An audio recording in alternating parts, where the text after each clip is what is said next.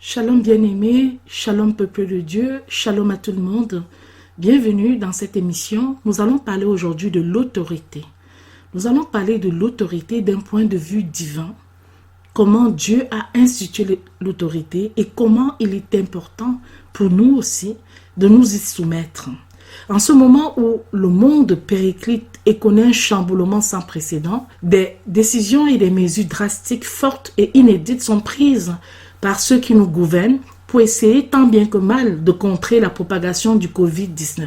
Et parmi ces mesures fortes, nous avons le confinement total ou partiel des citoyens, l'incitation pressante aux gestes civiques, aux gestes barrières et le soutien massif financier pour relancer l'économie afin d'empêcher ou afin d'enrayer la crise économique qui pointe à l'horizon.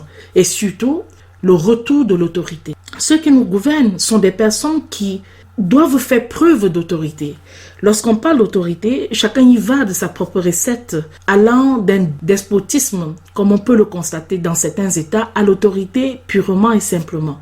Quoi qu'il en soit, à une époque où l'autorité d'un point de vue général est de plus en plus contestée, même au sein des églises, il est difficile pour les gens de pouvoir accepter tout simplement l'autorité. Et d'ailleurs, dès qu'une loi est promulguée, dès qu'un décret est décrété ou simplement une recommandation, les gens réfléchissent souvent comment la contourner plutôt que de voir comment l'appliquer. Par ailleurs, ceux qui assument aussi cette responsabilité ont oublié d'où venait leur autorité, qui détenait les clés de leur pouvoir. Et face à cet état des causes, il est important d'insister sur la notion d'autorité selon la pensée divine, d'en préciser le sens biblique, dont le sens spirituel et tous ses contours. Je commencerai par dire, mes bien-aimés, que le principe de l'autorité, c'est un principe divin établi par Dieu pour la société humaine.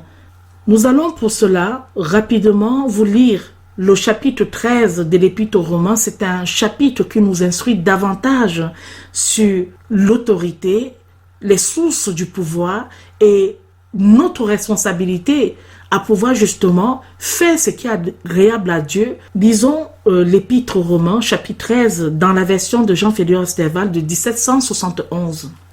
Que toute personne soit soumise aux puissances supérieures, car il n'y a point de puissance qui ne vienne de Dieu. Et les puissances qui subsistent ont été établies de Dieu. C'est pourquoi celui qui s'oppose à la puissance s'oppose à l'ordre que Dieu a établi, et ceux qui s'y opposent attireront la condamnation sur eux-mêmes. Car les princes ne sont pas à craindre lorsqu'on ne fait que de bonnes actions. Ils le sont seulement lorsqu'on en fait de mauvaises. Veux-tu donc ne point craindre les puissances, fais bien, et tu en seras loué. Car le prince est le ministre de Dieu pour ton bien. Mais si tu fais mal, crains, parce qu'il ne porte point l'épée en vain. Car il est ministre de Dieu et vengeur pour punir celui qui fait mal. C'est pourquoi il est nécessaire d'être soumis, non seulement par la crainte de la punition, mais aussi à cause de la conscience. C'est aussi pour cela que vous payez les tributs, parce qu'ils sont les ministres de Dieu, qui s'appliquent sans cesse à leur emploi. Rendez donc à chacun ce qui lui est dû, le tribut, à qui vous devez le tribut, les impôts, à qui vous devez les impôts, la crainte, à qui vous devez la crainte, l'honneur, à qui vous devez l'honneur. Ne soyez redevables à personne, si ce n'est de vous aimer les uns les autres, car celui qui aime les autres a accompli la loi. Car ce qui est dit, tu ne commettras point d'adultère, tu ne tueras point, tu ne déroberas point, tu ne diras point de faux témoignages, tu ne convoiteras point. Et s'il y a quelques autres commandements, tout est compris sommairement dans cette parole, tu aimeras ton prochain comme toi-même. La charité ne fait point de mal au prochain. La charité est donc l'accomplissement de la loi, et vous devez faire cela, vu le temps où nous sommes, car c'est ici l'heure de nous réveiller du sommeil, puisque le salut est maintenant plus près de nous que lorsque nous avons cru. La nuit est passée et le jour est proche. Rejetons donc les œuvres de ténèbres et revêtons-nous des armes de lumière. Marchons honnêtement comme de jour et non dans les débauches et dans l'ivrognerie, dans la luxure et dans les impudicités, dans les querelles et dans l'envie. Mais revêtez-vous du Seigneur Jésus-Christ et n'ayez pas soin de la chair pour satisfaire ses convoitises. Nous avons un test fort qui a plusieurs parties, mais la partie centrale, la première partie rejoint la thématique qui porte sur l'autorité. Nous apprenons que les rois, les princes, les chefs d'État, les gouvernements, les magistrats sont établis de la part de Dieu et que c'est Dieu qui leur a donné l'autorité de gouverner les peuples et de punir ceux qui troublent la société et qu'ainsi chacun est obligé en conscience de se soumettre aux puissances, de leur être fidèle et de leur rendre ce qui leur est dû. C'est très important. Mais dans le même test, il est question aussi de l'instruction de l'amour du prochain. L'amour du prochain est vu dans ce chapitre comme l'abrégé de toute la loi. Ce qui nous apprend que la charité tient un rang très considérable entre les devoirs, non seulement du christianisme, et que le vrai moyen, d'accomplir ce que la loi commande, c'est de revêtir un esprit de paix, de douceur, de support et d'aimer sincèrement son prochain. Ce qui me plaît dans ce test, c'est que l'apôtre Paul ne distingue pas la responsabilité que nous avons vis-à-vis de ceux qui nous gouvernent, de l'amour que nous devons avoir pour notre prochain également. Et on ne peut pas gouverner s'il n'y a pas d'amour en nous, s'il n'y a pas l'amour du peuple, s'il n'y a pas l'amour du citoyen. Bien comprendre que nous, dans ce test, il s'agit des personnes qui reconnaissent d'où vient leur autorité, comme on va pouvoir le voir. Il s'agit des gouvernants qui ne rougissent pas du fait que l'autorité vient de Dieu et que c'est Dieu qui établit les magistrats, les princes, les gouverneurs, les présidents, les rois. C'est très important de le souligner parce que nous vivons dans un monde de ténèbres où l'ignorance dans laquelle les hommes vivent aujourd'hui, et ils sont passés carrément de la lumière de l'évangile qui est censé les éclairer à un refus volontaire de se soumettre aux lois de Dieu, plutôt de se soumettre aux différentes lois, les lois de la dissolution, de la sensualité, de l'impurité et de tous les désirs de la chair. Le monde vit de plus en plus dans l'intempérance. Le monde vit de plus en plus dans tout ce qui est contraire aux préceptes divins. Et c'est pour cette raison que nous devons méditer ce test, non pas seulement nous citoyens, mais surtout ceux qui nous gouvernent, ceux qui nous dirigent. Parce que le modèle du prince tel qu'il est décrit dans les premières parties, ou dans la première partie de ce test que nous avons médité, montre que c'est un prince qui suit la loi de Dieu. Alors, si nous revenons à l'autorité selon le principe divin, nous pouvons comprendre qu'il y a premièrement l'autorité de Dieu. Elle est suprême, elle est plus grande. Nous allons nous appuyer sur une série de tests pour étayer ou confirmer ce que nous disons. Il est donc incontestable que Dieu domine sur tous les êtres et sur toutes choses. D'un point de vue hiérarchique, il est important que nous revenons au maillon zéro de l'autorité. Si je puis me permettre l'expression, nous devons accepter le principe de l'autorité car il est divin. Déjà, le Fils de Dieu est soumis au Père et l'Esprit est soumis au Père et au Fils. Les créatures célestes sont parfaitement soumises, elles aussi, au Père, au Fils et à l'Esprit Saint.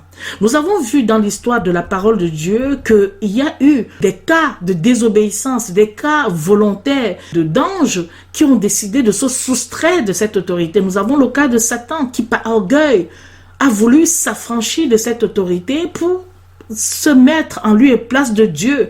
Et nous connaissons la suite de l'histoire, lui et les anges, et ces anges qui l'ont suivi dans cette rébellion, rébellion tout simplement, ont été entraînés et ont été chassés du ciel. Et n'oubliez pas que la parole de Dieu nous met en garde que depuis justement cet incident, le diable use de toutes les ruses possibles pour entraîner les humains à la désobéissance. Il a habilement d'ailleurs suggéré à Ève de passer outre le commandement de Dieu, l'ordre qu'il leur avait donné, et donc de rejeter tout simplement son autorité. Et on a vu le désastre, on a vu le résultat. Jusqu'aujourd'hui, vous et moi, nous sommes toujours sous la condamnation de ce premier péché originel. Et c'est pour cela que l'autorité est très importante. C'est un élément fondamental que nous devons avoir en nous. L'obéissance est très forte. Lorsqu'on parle d'obéissance, c'est pas une obéissance contraire aux valeurs bibliques, c'est pas une obéissance pour une déchéance morale, mais c'est une obéissance qui respecte aussi ce qui nous est bibliquement recommandé. La Bible est d'abord notre référentiel. C'est vraiment l'élément structurant qui nous permet d'appuyer ce qui nous est recommandé, ce qui nous est dit, et de voir s'il y a une certaine adéquation ou si c'est bibliquement cité aussi. Alors, dans le ciel, il y a toute une organisation. Hier, nous avons fait une émission qui portait justement sur tout ce qui traitait justement de la question de l'organisation du ciel. Il y a l'armée du ciel, il y a les créatures célestes selon le rang que Dieu convient à chacune de ses puissances. Il y a par exemple les archanges, il y a les anges, il y a les chérubins. Donc il y a toute une structuration des corps célestes. Et selon le concept humain, dès qu'il est question d'autorité, on a souvent le sentiment de domination. On a l'impression que les gens prennent l'autorité pour s'élever et abaisser les autres. Or, ce n'est pas de cette notion que l'autorité biblique, elle ne rêvait pas de cette notion-là. C'est très important que je souligne parce qu'on peut voir les despotes, on peut voir les dictateurs, ceux qui ont utilisé leur pouvoir pour justement dominer encore plus, écraser toujours encore et encore, humilier sans arrêt. Ça n'a rien à voir avec la vision de l'autorité. L'autorité de Dieu, elle est là, elle est établie, elle est incontestable, mais elle est remplie d'amour, elle est remplie de miséricorde, elle est remplie de tempérance, de sainteté, de vérité. Elle est remplie de toutes les qualités de béatitude qui puissent exister et dont même le vocabulaire pourrait m'en manquer. Ce n'est pas ce qu'on constate autour de nous. Nous avons des personnes qui représentent l'autorité mais qui mentent. Nous avons des personnes qui représentent l'autorité qui sont fourbes, qui ont des vies qui sont très sales. Or, l'autorité versus, si je pourrais le dire ainsi, selon la parole de Dieu, c'est une autorité harmonieuse. C'est la véritable autorité. L'amour est indispensable à cette autorité-là. Autrement, on deviendrait despotique tout simplement. Nous allons nous appuyer sur certains tests pour que nous puissions comprendre. On va faire une lecture commentée afin que nous puissions comprendre que Dieu qui a fait toutes choses est celui qui lui-même a orchestré, a agencé, même au sein de l'Église, les différentes responsabilités, ce que chacun est appelé à faire et les devoirs des uns et des autres. Et cela traverse le temps. Cela traverse le temps, ça traverse les siècles et des millénaires. Lisons déjà Daniel 4, les versets 34 et 35. Il est écrit: « Mais à la fin de ces jours, moi, Nebuchadnezzar, je levai mes yeux vers les cieux et mon sens me revint. Et je bénis le souverain, et je louai et j'honorai celui qui vit éternellement, dont la puissance est une puissance éternelle, dont le règne est de génération en génération, devant qui tous les habitants de la terre sont estimés un néant, et qui fait ce qui lui plaît, tant dans l'armée des cieux que parmi les habitants de la terre. Il n'y a personne qui empêche sa main et qui lui dise « Qu'as-tu fait ?» Lorsque vous avez un test fort, puissant, qui nous ramène, ça c'est Nebuchadnezzar qui fait son propre témoignage, et qui nous donne quelques éléments sur la nature de la puissance de Dieu. Il dit par exemple que la puissance de Dieu, c'est une puissance éternelle. Il dit que son règne est de génération en génération. Son règne n'est pas comparé à un mandat. On peut renouveler peut-être 1 ou 2 mandats. Il y en a des personnes qui sont élues à vie, c'est vrai, mais même la vie, même si vous êtes élu à vie sur 100 ans, j'en sais rien, mais ça reste toujours très court par rapport au règne de Dieu. Le règne de Dieu est de génération en génération. Donc on voit que c'est une durée illimitée. Et c'est une durée totalement infinie à comparer à l'autorité humaine. À côté de cela, il nous dit également que la terre, c'est-à-dire les habitants de la terre sont estimés néant. Nous ne sommes rien. Nous ne sommes vraiment rien, parce que Dieu fait ce qui lui plaît tant dans l'armée des cieux, c'est-à-dire toutes ces créatures célestes précédemment citées, que parmi les habitants de la terre. Et il n'y a personne qui empêche sa main, qui lui dise « Qu'as-tu fait ?» Nous avons fait récemment une émission qui portait sur « Rien n'arrive si Dieu ne le permet ». C'est-à-dire personne ne peut demander à Dieu « Mais attends, qu'as-tu fait là ?» Personne ne peut lui demander des comptes autrement. Alors nous comprenons que si nous sommes estimés un néant, nous devons comprendre que nous avons besoin de nous revêtir beaucoup d'habits d'humilité, de retourner à une humilité. C'est très important, c'est très fondamental. Nous allons poursuivre avec le livre de Néhémie au chapitre 9, les versets 6 à 8 qui nous disent ceci: « Toi seul est l'Éternel, tu as fait les cieux des cieux et toute leur armée. la terre et tout ce qui y est, les mers et toutes les choses qui y sont. Tu donnes la vie à toutes ces choses et l'armée des cieux se prosterne devant toi. Tu es l'Éternel Dieu qui choisit Abraham et qui le tira hors d'Ur des Chaldéens et tu lui imposas le nom d'Abraham.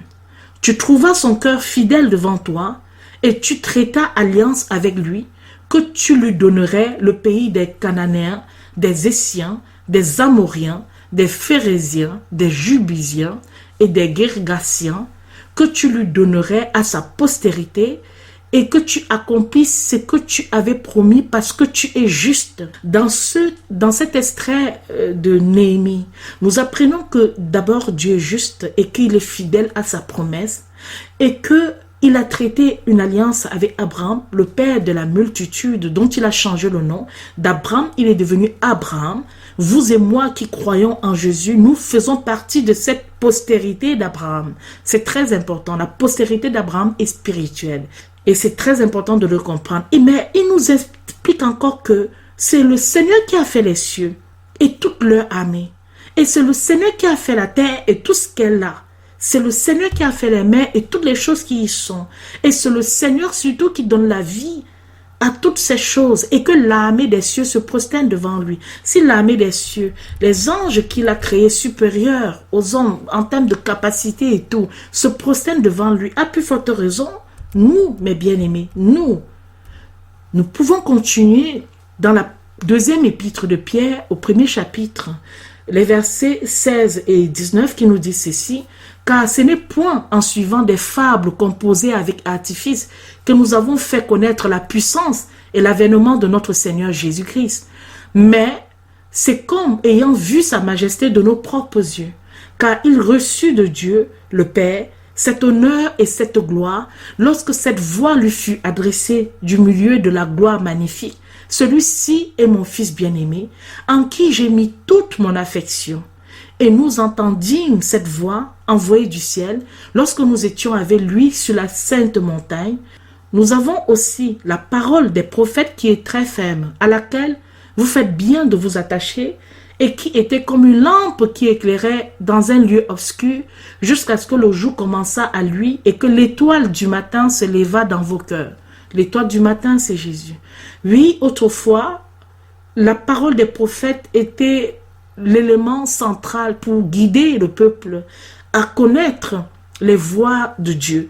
C'était comme une lampe justement qui éclaire dans un lieu obscur. Mais Jésus-Christ est venu avec toutes les grâces infinies afin d'amplifier l'éclairage et que nous puissions nous-mêmes le recevoir directement, mes bien-aimés. Et l'apôtre Paul donne un témoignage glorieux et dit que le Seigneur lui-même l'a dit, ils ont entendu cette voix. Celui-ci est mon fils bien-aimé en qui j'ai mis toute mon affection. Il parle aussi de la majesté. Il parle de l'avènement de notre Seigneur. Donc nous comprenons que nous devons prendre garde. Nous devons faire très attention, mes bien-aimés. Dieu est omniscient, omniprésent, tout ce que vous pouvez trouver comme qualificatif. Dans l'Épître aux Hébreux, chapitre 4, les versets 12 à 13 nous enseignent quelque chose de fabuleux, afin que nous comprenions également que Dieu voit tout. Lisons cette parole. Car la parole de Dieu est vivante et efficace, et plus pénétrante qu'une épée à deux tranchants. Elle atteint jusqu'au fond de l'âme et de l'esprit, des jointures et des moelles, et elle juge des pensées et des intentions du cœur. Il n'y a aucune créature qui soit cachée devant lui, mais toutes choses sont nues et entièrement découvertes aux yeux de celui auquel nous devons rendre compte. Il est important d'insister sur cette notion-là. Nombreux sont des personnes, même des chrétiens, à croire que non, comme ils ont fait quelque chose, ils étaient dans le noir, ils étaient cachés, personne ne les a vus. Voilà, forcément, ils essaient de se donner une certaine apparence de piété, alors qu'en réalité, leurs intentions les condamnent. Mais je vais au-delà même de la communion chrétienne. Je vais au-delà. Vous, dirigeants, vous, princes, vous qui gouvernez, sachez que Dieu voit tout. Que vous croyez en Dieu ou pas, Dieu voit tout. Il nous est dit que sa parole est plus pénétrante qu'une épée à deux tranchants, qu'elle atteint jusqu'au fond de l'âme et de l'esprit, des jointures et des moelles, et elle juge les pensées et les intentions du cœur. Si vos intentions sont contraires aux préceptes bibliques, sachez que vous rendrez des comptes. Vous allez rendre des comptes. Vous êtes appelés à prendre des décisions, et des décisions qui sont pour la plupart difficiles, surtout en cette période que nous vivons. Et laissez Dieu inspirer vos décisions. Faites gaffe, faites attention, parce que vous serez appelés à rendre des comptes. Il nous est dit au verset suivant qu'aucune créature n'est cachée devant Dieu. Toutes choses sont découvertes devant lui. Toutes choses sont nues. On peut s'arranger à avoir de la presse, des médias pour soi. On peut s'arranger à corrompre autour de nous. On peut s'arranger à museler l'information, à cacher l'information, mais devant Dieu, on ne peut pas cacher l'information. On ne peut pas censurer l'information. Et tout ce que nous sommes appelés à faire, tôt ou tard, nous allons rendre des comptes. Nous avons aussi l'autorité suprême de Dieu par Jésus-Christ. C'est très important. Dans l'épître aux Éphésiens, au chapitre 1, les versets 19 à 23, nous en apprenons davantage. Lisons. « Et quelle est l'infinie grandeur de sa puissance envers nous qui croyons par l'efficace de sa vertu toute puissante, qu'il a déployée en Christ quand il a ressuscité des morts et qu'il a fait rasseoir à sa droite dans les lieux célestes. Au-dessus de toute principauté, de toute puissance, de toute dignité, de toute domination et de tout nom qui se peut nommer, non seulement dans ce siècle, mais aussi dans celui qui est à venir. Et il a mis toutes ces choses sous ses pieds et l'a établi sur toutes choses pour être le chef de l'Église, qui est son corps et l'accomplissement de celui qui accomplit tout en tout. » Nous voyons la suprématie de l'autorité de Dieu par Jésus-Christ dans cet texte formidable. Nous voyons donc que on nous retrace la grandeur de la puissance de Christ, qui lui-même est ressuscité des morts et qu'il est assis à la droite de Dieu dans les lieux célestes, et que Dieu l'a souverainement élevé, que Dieu a placé Jésus-Christ au-dessus de toute principauté, c'est-à-dire vous tous les rois de la terre, vous tous les gouverneurs, vous tous les magistrats, vous êtes sous l'autorité de Jésus-Christ. Ce texte témoigne de l'extrême vertu, toute puissance de notre Seigneur. Dieu l'a tellement élevé. Déjà, le texte retrace le fait que Jésus-Christ a été ressuscité des morts et que Dieu l'a fait rasseoir à sa droite dans les lieux célestes. Et bien au-delà, Dieu l'a établi au-dessus de toute principauté, de toute puissance, de toute dignité, de toute domination. Et que son nom est élevé au-dessus de tout, non seulement dans ce siècle présent, c'est-à-dire dans notre vie actuelle, mais également dans celui à venir. C'est très important cela, mes bien-aimés. On dit que toutes les choses sont sous ses pieds et il a été établi sur toutes choses. Alors vous qui avez l'autorité, vous qui gouvernez, vous qui êtes magistrat, vous qui êtes président, roi, vous qui avez toute forme d'autorité, bref, toutes les dignités, votre autorité est bel et bien en dessous, ou je dirais plutôt en deçà de celle de Jésus-Christ. Et c'est pour cette raison que si nous ne comprenons pas l'articulation de l'autorité, le principe divin de l'autorité, nous allons avoir des personnes qui vont avoir des attitudes et des comportements tellement contraires à la parole de Dieu parce que eux-mêmes, n'étant pas soumis à l'autorité centrale, c'est-à-dire à l'autorité de notre Seigneur Jésus-Christ. Dans l'épître aux Philippiens, au chapitre 2, les versets 9 et 11 nous parlent de quelque chose de fort. C'est pourquoi aussi Dieu l'a souverainement élevé et lui a donné un nom qui est au-dessus de tout autre nom, afin qu'au nom de Jésus, tout ce qui est dans les cieux et sur la terre et sous la terre fléchisse le genou, et que toute langue confesse que Jésus-Christ est le Seigneur à la gloire de Dieu le Père. Vous voyez, Philippiens 2, les versets 9 et 11 disent cela. C'est-à-dire que le nom de Jésus surpasse toute chose. Le nom de Jésus vient totalement s'élever, que ce soit dans les cieux ou sur la terre, ou sous la terre même. Tout le monde doit fléchir le genou devant son nom. Nous parlons d'obéissance. Nous avons sous notre responsabilité, pour ceux qui encore ont cette autorité, des personnes que nous gouvernons. Lorsque ces personnes désobéissent, cela, nous les sanctionnons. Les amendes tombent, les contraventions sont là. Et selon même les délits commis. Mais vous-même qui avez l'autorité, et lorsque vous ne respectez pas justement l'autorité qui est au-dessus de vous, Qu'est-ce que Dieu pensera? Vous qui avez puni ceux qui n'obéissaient pas à vos lois, Dieu, qu'est-ce qu'il fera de vous? Avez-vous pensé à cela, mes bien-aimés? Le Seigneur vous dit que le nom de Jésus est au-dessus de tout, tant dans les cieux que sur la terre ou sous la terre, et que le genou doit fléchir devant son nom, et que toute langue doit confesser que Jésus-Christ est le Seigneur à la gloire de Dieu le Père. Mais qu'assiste-t-on? On n'a pas cela. Qui sont ceux, parmi ceux qui nous gouvernent, qui s'inspirent de la parole de Dieu, qui considèrent même l'existence de Dieu, qui lui accordent de la considération? Regardez toutes les mesures qui sont prises. Ce sont des mesures qui sont totalement des mesures qui n'ont rien à voir avec la considération de Dieu. Certes, nous parlons des mesures d'hygiène, de propreté, des mesures drastiques, mais ce n'est pas l'homme qui a inventé. C'est Dieu encore. Dans les lois de la quarantaine, vous pouvez lire le livre de Lévitique. C'est Dieu encore qui a montré aux hommes comment on devrait se comporter lorsque des personnes étaient souillées, lorsque les personnes étaient contagieuses, comment on devait les mettre en quarantaine, comment on devait les confiner, et toutes les mesures de propreté qu'on devrait accompagner pour ces personnes-là. D'ailleurs, on fera une émission dessus.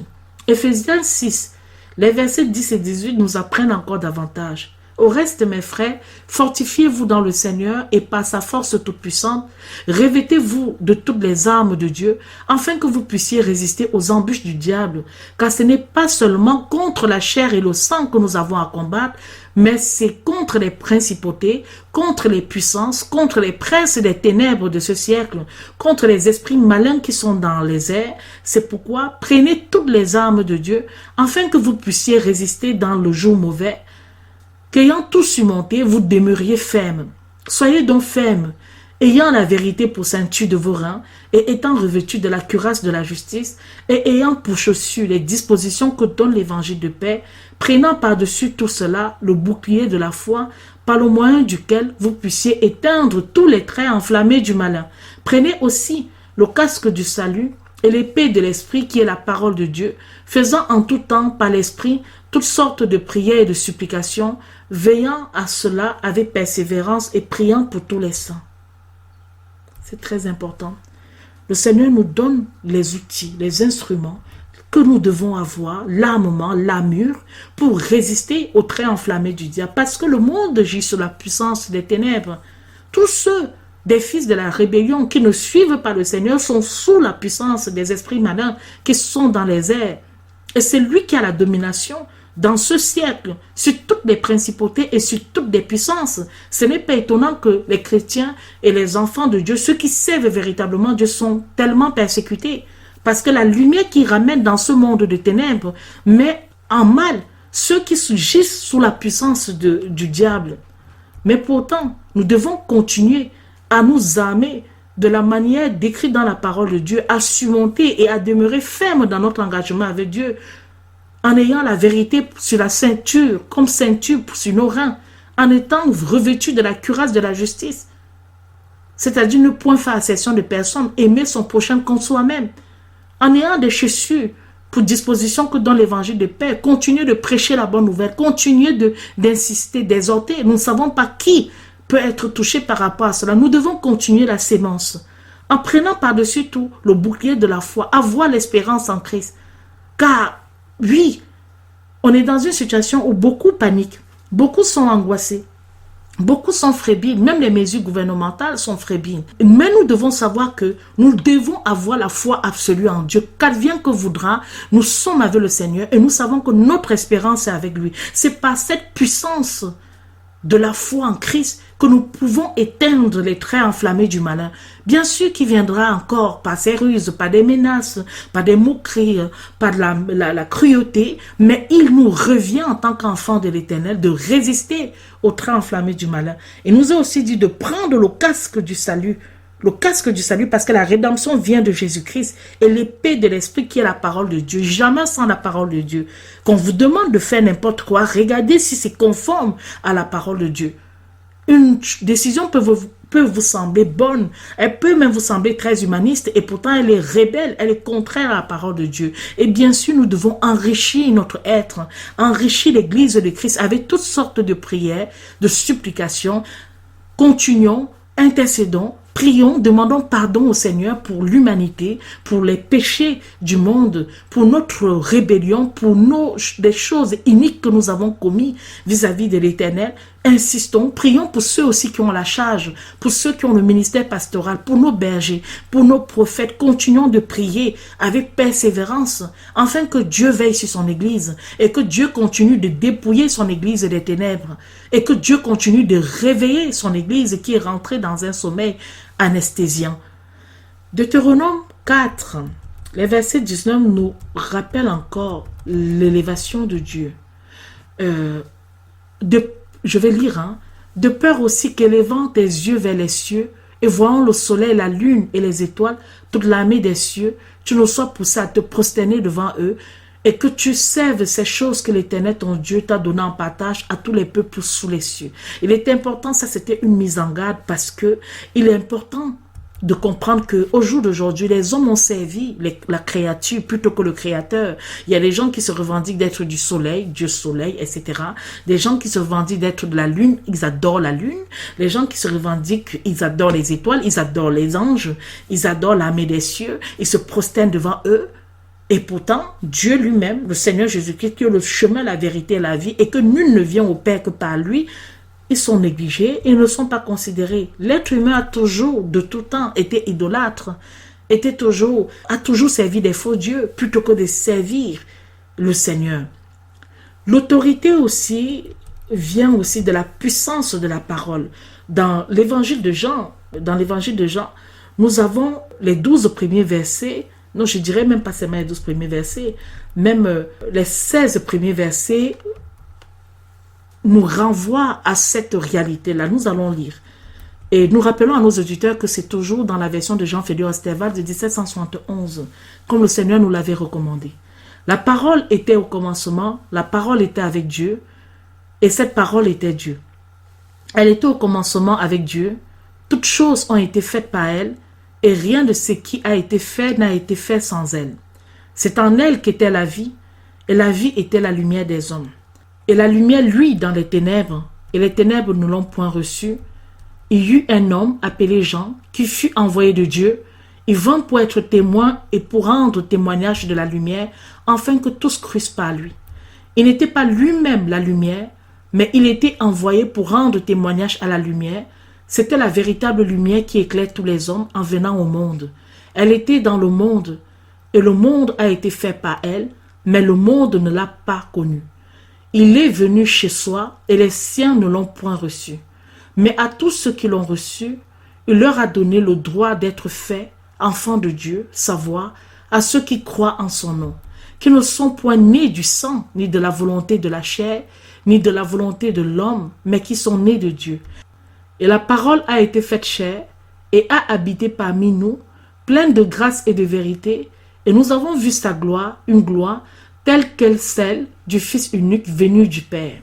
C'est de lui que Jean rendait témoignage lorsqu'il criait « C'est ici celui dont je disais, celui qui vient après moi m'est préféré, parce qu'il est plus grand que moi. » Et nous avons tous reçu de sa plénitude et grâce sur grâce. Nous comprenons encore que l'autorité de notre Seigneur est la plus grande dans ces magnifiques tests de Jean. Il nous est dit que la parole a d'abord été au commencement. Et que cette même parole était avec Dieu et que cette parole même est Dieu. Et que dans la parole, il y a quelque chose de formidable qui est la vie. Et la vie, c'est la lumière des hommes. C'est la lumière qui est venue nous éclairer pour nous sortir des ténèbres, pour nous affranchir du pouvoir de la captivité, du pouvoir de Satan, du pouvoir de la servitude, pour faire tomber les écailles de nos yeux, pour nous mettre du collier, afin que nous changions. Afin que nous soyons régénérés par la transformation de l'Esprit Saint, afin que nous nous repentions, que nous ayons la contrition du péché pour nous tourner vers le chemin de la lumière, afin de devenir nous-mêmes aussi des témoins de cette lumière. Et il nous est dit aussi que ce n'est pas une question de chair, ce n'est pas une question de sang, mais c'est surtout, mes bien-aimés, ceux qui croient en lui, en ce Fils unique venu du Père. C'est de ça dont il est question. Nous avons encore cette autorité qui se montre dans le livre d'Apocalypse, où au chapitre 1, le Seigneur se décrit comme étant, je vais lire, à partir du verset 11. Je suis l'alpha et l'oméga, le premier et le dernier. Écris dans un livre ce que tu vois et l'envoie aux 7 églises qui sont en Asie, à Éphèse, à Smyrne et à Pergame, à Thyatire, à Sardes, à Philadelphie et à Laodicée. Alors je me tournai pour voir d'où venait la voix qui me parlait, et m'étant tourné, je vis 7 chandeliers d'or. Et au milieu des 7 chandeliers, quelqu'un qui ressemblait au Fils de l'homme, vêtu d'une longue robe, et ceint sur la poitrine d'une ceinture d'or. Sa tête et ses cheveux étaient blancs, comme de la laine blanche, et comme la neige, et ses yeux étaient comme une flamme de feu. Ses pieds étaient semblables à l'airain le plus fin, qui serait dans une fournaise ardente, et sa voix était comme le bruit des grosses eaux. Il avait dans sa main droite 7 étoiles, une épée aiguë à 2 tranchants sortait de sa bouche, et son visage resplendissait comme le soleil quand il luit dans sa force. Dès que je l'eus vu, je tombai à ses pieds comme mort, mais il mit sa main droite sur moi et me dit, « Ne crains point, je suis le premier et le dernier. Je suis vivant, j'ai été mort, mais maintenant je suis vivant au siècle des siècles. Amen. Et je tiens les clés de l'enfer et de la mort. » Voilà l'autorité de Christ encore. Il tient les clés de l'enfer et de la mort. Et il précise au verset 19-20, « Écris les choses que tu as vues, celles qui sont et celles qui doivent arriver à l'avenir. Voici le mystère des 7 étoiles que tu as vues dans ma main droite et des 7 chandeliers d'or. Les 7 étoiles sont les anges des 7 églises et les 7 chandeliers que tu as vus sont les 7 églises. » Donc nous comprenons que l'autorité de Dieu est très grande. Dieu lui-même se décrit qu'il est l'alpha et l'oméga, qu'il est le premier et le dernier. D'où viens-tu, mon frère, ma soeur, que tu peux résister à la toute-puissance de l'Éternel, que tu peux rentrer en contestation avec Dieu parce que peut-être tu es président, parce que peut-être tu es préfet, parce que tu es maire. D'où viens-tu que tu peux oser, que tu peux résister à cette personne qui est décrite de cette manière-là? Est-ce que tes cheveux sont aussi blancs comme de la neige blanche, comme la neige? Est-ce que de tes yeux des flammes de feu sortent? Est-ce que tes pieds sont semblables à l'airain pour que tu sois rempli d'orgueil? Qui serait à un airain tellement fin, qui serait dans une fournaise ardente? Est-ce que ta voix est comme le bruit des grosses eaux? Est-ce que tu tiens dans ta main cette étoile? Est-ce qu'une épée aiguë à 2 tranchants sort de ta bouche? Est-ce que ton visage resplendit comme le soleil quand il luit dans sa force? Personne ne peut résister. Ce n'est pas étonnant que l'apôtre Jean est tombé comme mort à ses pieds. Il est le premier et le dernier. Il est vivant. Il a été mort, c'est vrai, mais il vit éternellement. Et il tient les clés de l'enfer et de la mort. Prenons garde. Prenons garde aux avertissements du Seigneur. Ceux qui ont le pouvoir, ceux qui ont l'autorité, humiliez-vous devant sa face. Chantez comme on chante dans Apocalypse 19. Alléluia, le salut, la gloire, l'honneur et la puissance appartiennent au Seigneur notre Dieu. Car ses jugements sont véritables et justes. Parce qu'il a jugé la grande prostituée qui a corrompu la terre par ses impudicités et qui a vengé le sang de ses serviteurs qu'elle avait répandu de sa main. Et ils dirent une seconde fois, Alléluia, et sa fumée montera au siècle des siècles. Et les 24 vieillards et les 4 animaux se prosternèrent et adorèrent Dieu, qui est assis sur le trône en disant Amen, Alléluia. Et une voix sortant du trône disait, Louez notre Dieu, vous tous ses serviteurs, vous qui le craignez, petits et grands. J'entendis encore comme la voix d'une grande multitude, tel que le bruit des grosses eaux et celui des grands tonnerres qui disaient Alléluia, car le Seigneur Dieu, le Tout-Puissant est entré dans son règne. Réjouissons-nous et faisons éclater notre joie et donnons-lui gloire, car les noces de l'agneau sont venues et son épouse est séparée. Et il lui a été donné de se vêtir de fin lin pur et éclatant, car ce fin lin, ce sont les justices des saints. Alors il me dit, heureux ceux qui sont appelés au banquet des noces de l'agneau. Il me dit aussi, ces paroles de Dieu sont véritables. Alors je me jetai à ses pieds pour l'adorer, mais il me dit, garde-toi de le faire. Je suis ton compagnon de service et de tes frères qui ont le témoignage de Jésus. Adore Dieu, car le but de l'esprit prophétique est de rendre témoignage à Jésus-Christ. Amen. Je vis ensuite le ciel ouvert Et il parut un cheval blanc, et celui qui était monté dessus s'appelait le fidèle et le véritable, celui qui juge et qui combat avec justice. Ses yeux étaient comme une flamme de feu, il portait sur la tête plusieurs diadèmes, et il avait un nom écrit que personne ne connaît lui-même. Il était revêtu d'une robe teinte dans le sang, et il s'appelle la parole de Dieu. Les armées du ciel le suivaient sur des chevaux blancs, vêtus de fin lin, blanc et pur. Il sortait de sa bouche une épée tranchante pour en frapper les nations. Car il les gouvernera avec un spectre de fer, c'est lui qui foulera la cuve du vin de la colère et de l'indignation du Dieu Tout-Puissant. Et sur son vêtement et sur sa cuirasse, il portait ce nom écrit, le roi des rois et le seigneur des seigneurs. Je vis encore un ange qui était dans le soleil et qui cria à haute voix à tous les oiseaux, comprenez bien, qui volaient par le milieu du ciel, venez et assemblez-vous pour le festin du grand Dieu, pour manger la chair des rois, la chair des capitaines, la chair des puissants, la chair des chevaux et de ceux qui les montent, et la chair de tous les hommes libres, esclaves, petits et grands. Alors je vis la bête et les rois de la terre, avec leur armée assemblés pour faire la guerre à celui qui était monté sur le cheval et à son armée. Mais la bête fut prise, et avec elle le faux prophète, qui avait fait devant elle des prodiges, parmi lesquels il avait séduit ceux qui avaient pris la marque de la bête et qui avaient adoré son image.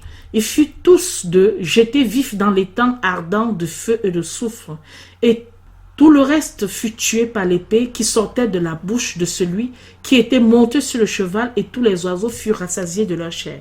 Nous avons encore, dans ce texte formidable et décrit, une incitation, une invitation à tous s'aligner vers le roi des rois et le seigneur des seigneurs.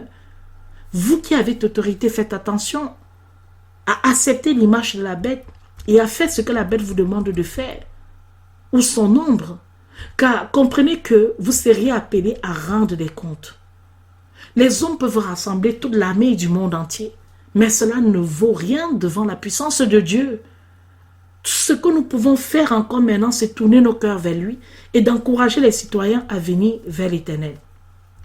Or, aujourd'hui, nous constatons quoi? C'est désolant la constatation. Nous avons des personnes qui sont rebelles, qui séduisent les âmes par des choses vaines, qui pervertissent les familles entières, qui enseignent le gain déshonnête, le gain honteux, qui mentent, qui s'attardent aux fables, aux ordonnances des hommes pour détourner les autres de la vérité. Ils sont abominables, ils sont rebelles, incapables de toute bonne œuvre, comme c'est décrit dans ces textes à Tite, dans l'épître également aux Romains, que je m'en vais lire, au verset Romains 1, 28-31, car comme ils ne se sont pas souciés de connaître Dieu, aussi Dieu les a livrés à un esprit dépravé pour commettre des choses qui n'est pas permis de faire.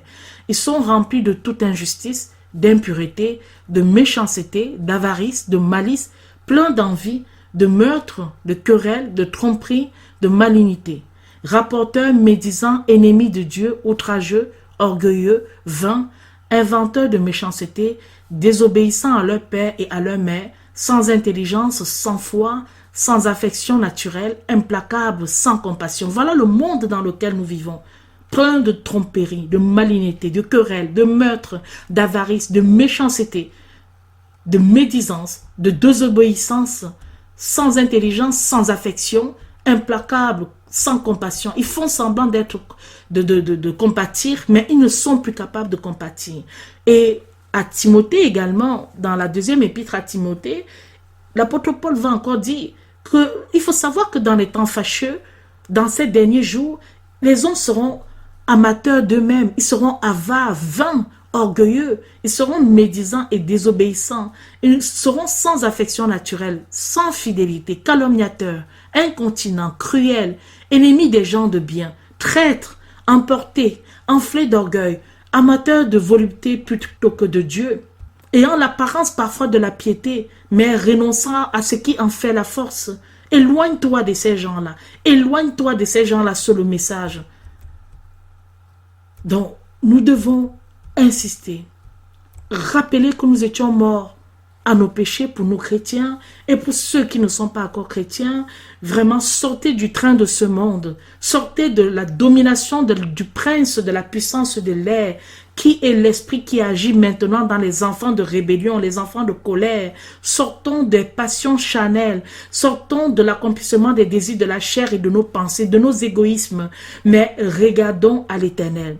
Regardons à l'Éternel. Ne soyons ni dans la fornication, les impuretés, les choses malséantes, ni dans tout ce qui de près ou de loin sont déshonnêtes, ni dans la bouffonnerie et plein d'autres choses. Oui, si nous entendons sa voix, rappelle Paul encore dans l'Épître aux Hébreux au chapitre 3, si nous entendons cette voix aujourd'hui, n'endurcissons point notre cœur, comme cela est arrivé par le passé. Les jours fâcheux sont là. Les temps mauvais sont là. Nous avons hérité Dieu. Ce n'est ni seulement dans les mesures ou dans quoi que ce soit. Dieu peut faire, il peut arrêter toute calamité. Il peut tourner les cœurs. Regardez vous-même la rébellion de ceux qui ont été dans le désert autrefois. Ils ont fait 40 ans à errer dans le désert parce qu'ils avaient péché contre Dieu et les corps sont tombés morts dans le désert. Mais c'est encore Dieu qui est rentré dans sa paix, dans sa miséricorde et les a tirés de là. La rébellion et la révolte sont le produit de l'orgueil, d'un cœur qui rejette l'autorité. Et Satan en encourage. Il encourage les créatures à cela, mes bien-aimés. Nous devons donc comprendre que la parole de Dieu, au travers de tous ces versets, recentre l'autorité sur le Seigneur et que nous autres aussi, nous devons respecter l'autorité à condition que cela soit conforme aux Saintes Écritures. Aux Saintes Écritures. Et vous, dirigeants du monde entier, acceptez le principe d'autorité divine. Acceptez son autorité. Parce que toute autorité vient de Dieu. Obéissez aux préceptes de l'Éternel. Il ne faut pas confondre les notions de valeur, car nous tous nous sommes égaux devant Dieu, à l'autorité.